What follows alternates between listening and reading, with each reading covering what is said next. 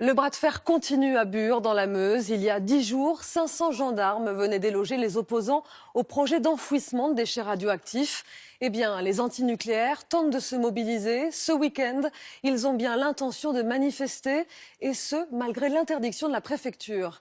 Joséphine Devambé, Ariane Morisson.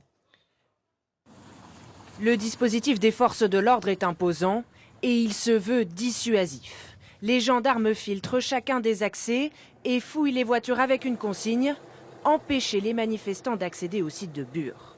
Dans la forêt de Lejuc, sur le lieu du projet d'enfouissement des déchets nucléaires, 700 opposants sont attendus ce week-end. Un rassemblement que la préfecture ne peut pas interdire. Alors les autorités limitent au maximum les accès. Une tentative d'intimidation selon les associations. On est vraiment dans un état de guerre, donc ils veulent faire peur à la population et faire peur aux opposants. Et donc faire taire l'opposition et puis pouvoir réaliser ce projet mortifère. Nous, on pensait, si vous voulez, avoir un gouvernement capable de dialoguer puisque l'effort avait été fait sur Notre-Dame-des-Landes. Et finalement, on s'aperçoit que la réplique, c'est la matraque.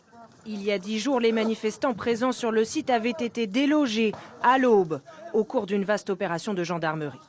La hantise des autorités, c'est que les opposants reviennent et s'installent à nouveau. Certains envisagent dès ce week-end de construire une tour de guet, comme pour montrer leur intention de continuer le bras de fer avec l'État. Et les autorités redoutent des affrontements cet après-midi. Un important dispositif policier a été mis en place. Des centaines d'opposants sont déjà sur le site, comme nous l'explique Isabelle Bechler.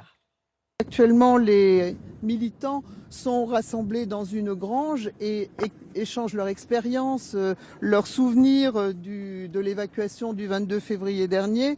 Ils ont l'intention de retourner sur le site du Bois-le-Jus, d'où les forces de l'ordre les avaient évacués, pour y construire une vigie, un poste d'observation pour marquer leur présence sur le futur site d'enfouissement.